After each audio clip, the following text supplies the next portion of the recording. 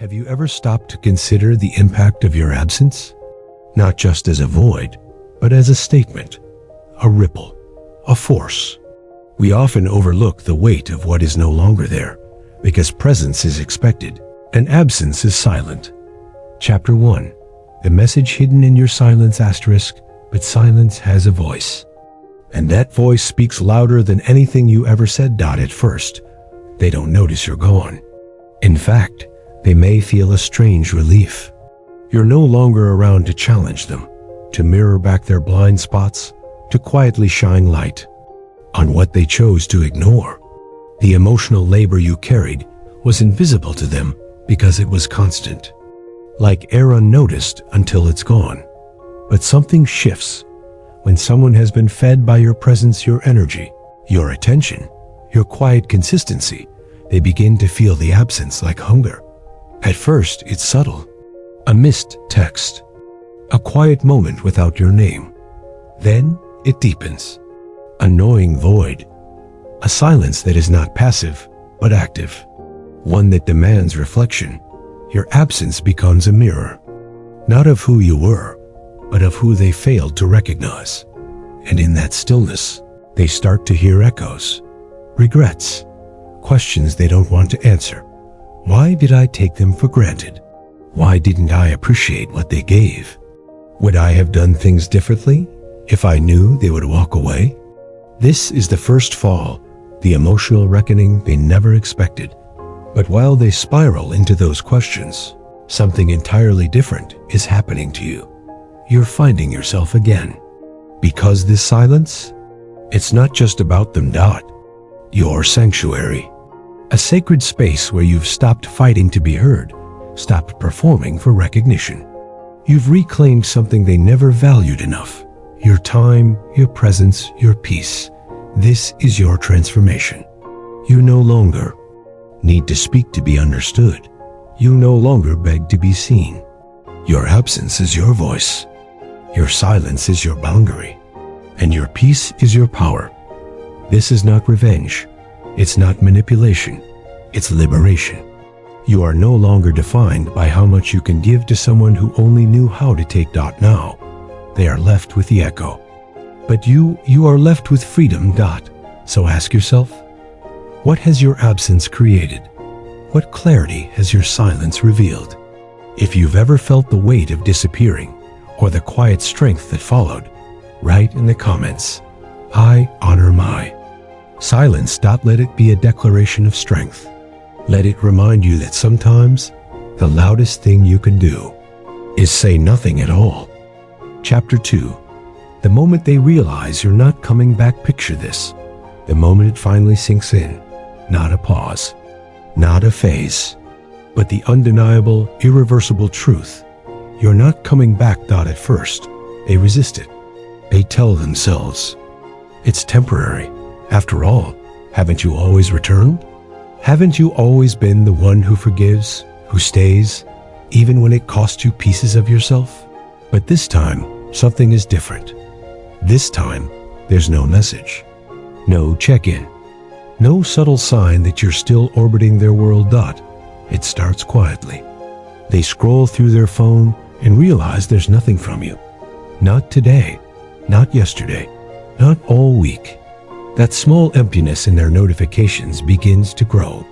They brush it off, at first, but the silence stretches. It becomes noticeable. Heavy. And then it happens. The trigger. A song you used to love. A photo they forgot to delete. An old message you sent, full of warmth they never fully received. And suddenly, the weight hits them all at once. You're gone, not just physically. Absent, but emotionally unreachable. And it's in this realization that the second fall begins. Not the silence you gave them, but the silence they now have to live with. Because now the memories return with sharpened edges. They remember the things you did without asking. The emotional labor you carried quietly. The way you made their life feel whole without ever demanding credit. It's not just sadness. It's regret. Regret for what they said. Regret for what they never said. Regret for the moments they shrugged you off. Regret for letting ego, pride, and apathy win over connection, empathy, and gratitude. And they start to spiral. Why didn't I try harder? Why didn't I value what I had?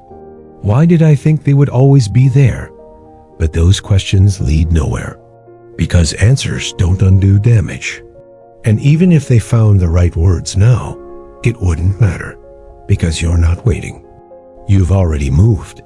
While they replay the past, you are writing a new future. While they feel the gravity of your absence, you feel the lift of your own freedom. And here's the truth that breaks them. You chose yourself. Something they never believed you'd do. Something they never prepared for. But this is not your burden. Their regret? It's theirs to carry, not yours to soothe, not yours to fix, because you gave, you stayed, you tried, and now you rise. So if you've ever felt the pull of someone's delayed realization, if you've ever carried their regret and finally laid it down, write in the comments, I release their regret. Let it be your boundary. Let it be your freedom. Because their feelings are not your responsibility, and your future is not a place for their past. Chapter 3. You were never just a supporting role. Let's shift the focus for a moment. Not on them, not on what they feel now, but on the role you played in their life and how that role shaped you. For so long, you might have believed your worth was tied to how much you could give. You were the anchor, the safe harbor, the one who showed up when no one else did. You stayed when it would have been easier, maybe even healthier, to walk away. But here's the first fall. They never truly saw it. Not because they were cruel, but because they grew used to it. You were constant, predictable. You became woven into the background of their life. Not a person with needs, with a breaking point, but a fixture. Taken for granted, not maliciously, but carelessly. And in the process, you told yourself this was normal, that it was your responsibility to keep the connection alive, that it was noble to forgive, that endurance meant love. But how much of yourself did you lose in that role? How many of your own needs were silenced, waiting in line behind theirs? How many times did you stretch yourself thin, hoping they'd notice, only to be met with silence? And then one day, you walked. You didn't just leave them behind. You stepped out of the role they assigned to you. You stopped being a character in their story and finally became the author of your own. That was the transformation. It wasn't about anger. It wasn't about punishing them. It was about choosing to matter to yourself. They might not have understood it then. They might still not, but slowly they begin to feel it. Because the truth is, much of their comfort, their emotional stability, was quietly built on your unspoken effort. Now, with you gone, the cracks begin to show. A reach for the things you used to do, the calming presence, the thoughtful messages, the emotional safety, and they find nothing. But this part of the journey, it's not theirs. It's yours. It's about recognizing that the role you played in their life was never just about them. It was a lesson for you, a mirror showing just how deeply you can care and just how far you're willing to go for love. But more importantly, it's a reminder that your giving must have balance, that self-abandonment is not a requirement for connection. You've graduated from their story. You've moved forward. And now, your worth is no longer tied to how much you can sacrifice, but to how much you can honor yourself. If this resonates, if you've ever stepped out of someone else's script to write your own, comment below. I am the main character in my story. Let that be your truth. Let it be your boundary. Because your life is not a supporting role in someone else's narrative. It's your stage, your journey, your transformation. Chapter 4. The echo they didn't expect. Time has a strange way of revealing truths. At first, your silence might have felt like nothing more than distance to them, like a phase, like something temporary. But as the days turned to weeks and the stillness became constant, something began to shift. At first, they might have felt relief, freedom, a false sense of victory, believing they made the right choice, believing you would eventually circle back. But that expectation, that silent hope they never voiced aloud, it begins to erode because you didn't come back. You didn't chase. You didn't reach out to explain yourself, to fix things, to seek closure. You didn't beg for clarity or ask if they missed you. And this, precisely this, is the second fall. They never anticipated. They expected your silence to be a strategy. They hoped it was a pause in the script, not the end of the story. They assumed you would return, because that's what people do when they've made someone their emotional center for so long. But this silence, it isn't revenge. It isn't manipulation. It's transformation. They don't understand how someone so devoted, so emotionally available, could disappear without leaving breadcrumbs behind. But what they don't realize is, this wasn't sudden. This silence is the product of 1,000 unheard words, 1,000 moments where you felt alone while being next to someone. It's the weight of being needed, but not valued. And now, what they hear is not just your absence, but the echo of everything they ignored. The way you used to listen, way you used to calm the storm, the way you used to be the bridge between chaos and peace. All of it has gone. And in its place, a void they can't fill with distractions.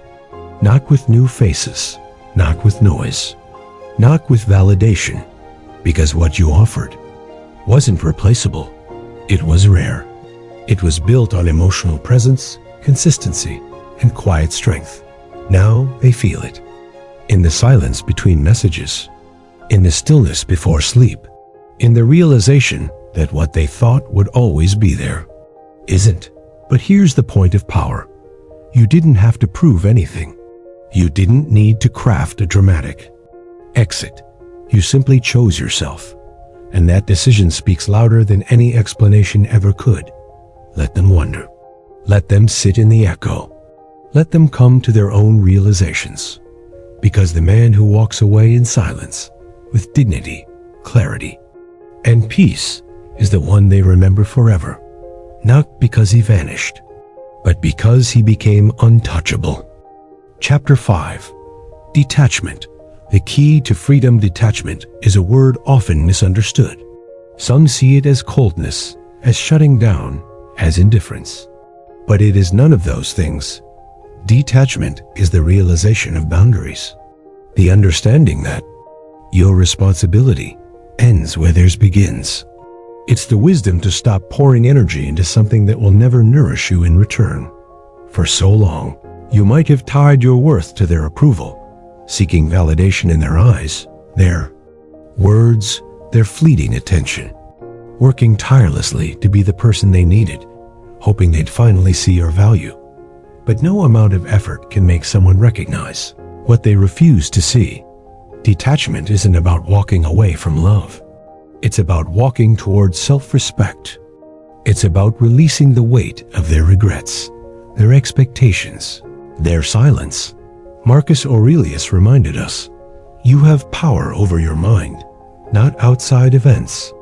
Realize this, and you will find strength. In detachment lies your strength, your peace. When you stop chasing their validation, they begin to crave what they lost. When you let go of needing their approval, they're forced to confront their own shortcomings. But detachment isn't about punishing them. It's about reclaiming your energy, your peace, your power. It's about choosing to live a life where your happiness doesn't depend on someone else's behavior. Think about how much lighter your heart feels when you stop trying to control the uncontrollable. How much freer your mind becomes when you stop worrying about their opinions. Detachment is liberation, not loss. So as you move forward, remember this truth. You are not responsible for their feelings. You are responsible for your own. If you're ready to embrace this freedom, write in the comments, I choose freedom through detachment. Let it be a reminder that true peace comes from letting go of what was never yours to carry. Chapter 6. The relentless shadow of regret. Regret is a slow and patient shadow. It doesn't arrive all at once.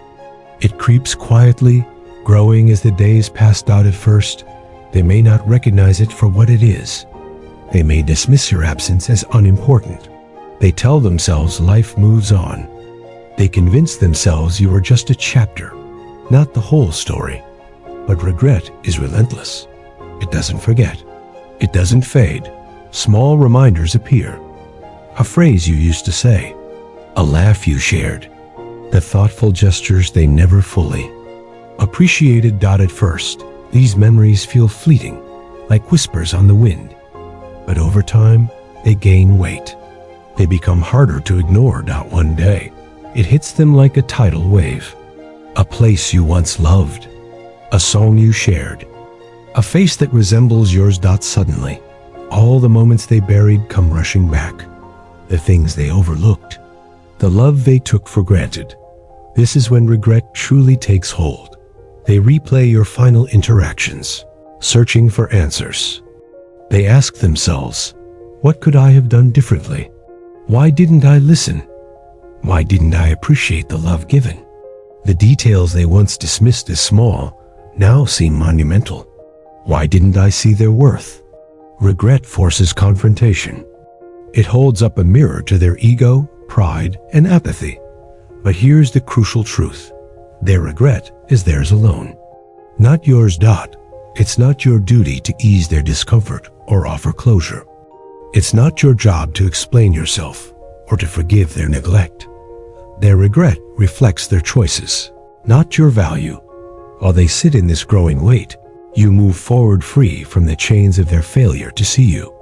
Let their regret be a lesson for them, not a burden for you. If you feel the power of releasing their regret, write in the comments, I am free from their regret. Let these words be your declaration of independence, a reminder that your worth stands apart from their mistakes. Chapter 7. The transformation, becoming your true self. Now, let's focus on you, not on their regret, not on their loss, but on the person you're becoming. While they remain trapped in the shadows of their past mistakes, you are moving forward into the light of your own growth. Walking away wasn't just about leaving them behind. It was about choosing yourself. That choice wasn't easy. It required strength, courage, and an unshakable belief that you deserve more. For too long, you might have told yourself that staying was noble, that endurance was love, that sacrifice was the measure of your worth. But then something changed. You realized that staying wasn't saving them. It was holding you back. You understood that your worth wasn't tied to how much you could endure, but to how much you could honor yourself. And so, you made the hardest choice. You left. In doing so, you unlocked a powerful transformation. You began to see yourself clearly for the first time. Your strength, your resilience, your capacity to grow even in the face of heartbreak. You discovered that your worth is inherent, undeniable, and independent of anyone else's opinion. This transformation is not just about moving on. It's about rising above. Using the pain, the lessons, and the experiences as fuel to become something greater. You found parts of yourself you didn't know existed, a strength that surprises you, a determination that inspires you, a peace that feels unfamiliar but beautiful. And here's the most powerful truth. While you rise, they watch. Maybe not openly, maybe not directly, but they see the life you're building without them. They see your confidence, your independence, your happiness, and it terrifies them because the version of you they dismissed is now thriving beyond their reach. This isn't about revenge. It's about proving to yourself that you were always enough. As Epictetus said, first say to yourself what you would be, and then do what you have to do. You've become the person you were always meant to be. Untouchable, unstoppable, free. If you feel this transformation within, write in the comments, "I am rising above." Let these words be a testament to your growth and a reminder that your transformation is the greatest answer to their regret. Chapter 8. The temptation to look back even after you've made the decision to walk away, even after you've committed to your growth and embraced your transformation. There will be moments when the past calls you back. It's human nature. The past whispers through nostalgia, the laughter, the good times, the moments that once felt like home. There will be nights when the silence feels too heavy, and you wonder if you made the right choice. Days when the memory of what was tugs at your heart, reminding you of a familiar comfort, even if it once hurt you. And then there are moments when they reach out. A message, a call, a like on an old photo. In those moments, the temptation to look back is strong. You ask yourself, have they changed? Do they finally see my worth? Is there a chance to fix what was broken? But nostalgia can deceive. It smooths the rough edges, dims the pain, and amplifies the good. It makes you forget why you had to leave in the first place. So ask yourself, what would you be looking for if you went back? Closure? Validation? Comfort? Looking back might feel comforting in the moment, but it will not serve your growth. The person they were when you left is likely still the person they are now. Change takes effort, time, and deep introspection. Most people aren't willing to do that work. They may regret losing you, but regret alone does not lead to transformation. You've done the hardest part. You've moved forward. You've built something stronger, healthier, more fulfilling for yourself. Looking back won't bring you peace. It will only tether you to a past that no longer serves you. When nostalgia whispers in your ear and regret tempts you to reach out or respond, take a deep breath and ground yourself in the present. Focus on the life you're creating, the person you're becoming, and the peace you've found. If you choose to keep moving forward, write in the comments, "I choose to move forward." Let this be your affirmation, a declaration that the past no longer holds you, and the future is where your focus belongs. Chapter 9. When they try to come back, regret rarely stays silent. It grows, it festers, and eventually it pushes them to action. They convince themselves they can undo the past, repair the bridges burned, and reclaim what they lost. At first, their attempts may be subtle. A casual message, a like on an old photo, a question about how you've been. Sometimes it's a longer message, an apology filled with words that sound sincere. But what drives these actions? Is it genuine love? True change? Or is it guilt, loneliness, and the discomfort of facing their own regret? Here's the hard truth. Most of the time, their desire to come back isn't about you. It's about them. It's about easing their own guilt, soothing their discomfort, and trying to reclaim what they fear losing. Think about the time and energy you gave, the chances you offered, the forgiveness you extended over and over. Did they value it then? Or did they take it for granted, assuming you'd always be there? Now that you're gone, they see the void you left behind. They feel the weight of your absence. For the first time, they realize how much they relied on you. But realization doesn't equal change. True change takes effort, humility, and self-reflection. Most aren't willing to do that work. It's easier to reach out, say the words you want to hear, and hope it's enough to bring you back. But words without action are empty promises. Someone who couldn't see your worth when they had you is unlikely to truly understand it now. When they try to come back, you have a choice. You can let their regret pull you back into the past, or you can protect the peace you've worked so hard to find. Ask yourself, are they reaching out because they've changed, or because they missed the version of you that made their life easier? Remember, you don't owe them anything. Not an explanation, not another chance, not your energy. You've already given enough. So when the message comes, when they try to reconnect, Take a deep breath. Protect your peace. Honor your growth. And know that you don't need to return to what you've already outgrown. If you choose to protect your peace, write in the comments, "I protect my peace." Let this be your promise to yourself, a commitment to choosing your future over your past and your growth over their regret. Chapter 10. Saying No. The ultimate act of self-respect. Tony, of the hardest and most liberating things you will ever do is say no. Not just to others, but to the parts of yourself that still long for what you know isn't good for you. Walking away is one thing. Staying away is another. When the past comes knocking, wrapped in apologies, promises, and familiar comforts, saying no becomes an act of courage. Maybe they come back with words you once wanted to hear. "I've changed. I see your worth. Now, I'll give you what you deserved all along." It's tempting to believe them, to hope this time is different. But here's the question you must ask yourself. Is this about their growth or their guilt?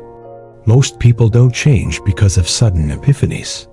They change when forced to, often by circumstances, rather than genuine transformation. Their regret isn't about you. It's about the void you left in their life. They feel uncomfortable without you filling the gaps, giving without asking, providing without expectation. Saying no isn't punishment. It's protection. It's honoring the boundaries you fought so hard to set. Your time, your energy, your love. These are precious gifts. You cannot afford to give them to someone who hasn't earned them. How many times have you said yes when your heart screamed no? How many times have you let someone back, hoping it would be different, only to find yourself in the same cycle? Saying no is self-respect. It declares that you value peace over chaos, clarity over confusion, growth over stagnation. Tells the world and yourself that you will no longer settle for less than you deserve. And here's the beauty of saying no. It opens the door to something greater. When you close the door on the past, you make room for the future. When you let go of what doesn't serve you, you create space for what will. So the next time their regret comes wrapped in promises, the next time they ask for another chance, remember this. You don't owe them anything. Not your time, not your energy, not your forgiveness. You owe yourself the life you're building, the peace you're cultivating, the growth you're nurturing. If you're ready to say no, write in the comments, "I choose to honor myself." Be your affirmation a reminder that saying no isn't shutting people out. It's letting yourself in. Chapter 11. The peace you've found, the peace you have now, isn't loud or triumphant. It's quiet, steady, unshakable. It's the kind of peace that comes from knowing you made the right choice, even when it wasn't the easy one. Walking away wasn't about them. It was about you. It was about reclaiming your time, your energy, your sense of self. It was about stepping away from a life where you gave more than you received, and stepping into one where your worth is no longer up for debate. At first, this peace might have felt unfamiliar. After all, you spent so long in chaos, uncertainty, and forth. That peace, by comparison, can feel empty. But over time, you realize it's not emptiness. It's freedom. Freedom from the weight of someone else's expectations. Freedom from the need to prove yourself to those who never truly saw you. Freedom to live a life that is unapologetically your own. And here's the most beautiful truth. No one can take this peace from you, no matter how much they regret losing you, no matter how much they try to come back. Your peace is yours to keep because it's built on something they can't touch. Your growth, your strength, your self-respect. Think about where you are now. You've moved forward in ways you never thought possible. You've grown into someone who knows their worth isn't tied to anyone else's opinion. You've created a life that feels whole, not because of what others gave you, but because of what you've given yourself. This is the kind of peace that lasts. So when you think about their regret, let it remind you not of what you lost, but of what you gained. Clarity, independence, the ability to walk away from what doesn't serve you, toward the life you truly deserve. As you continue on this journey, hold this truth close. Your peace is your power. It's the greatest gift you can give yourself, and the strongest message you can send to the world. Because in choosing peace, you have chosen yourself. If this truth resonates with you, write in the comments, "I choose peace." Let these words be your affirmation, a reminder to yourself and others that no regret, apology, or attempt to pull you back can disturb the peace you've worked so hard to find. Thank you for watching Stoic Alchemist. If you found value in this reflection, make sure to like this video, subscribe to our channel, and turn on notifications so you never miss a moment of growth and clarity. Remember, your journey is yours to own, and your peace is yours to protect. Stay strong, stay grounded, keep moving forward.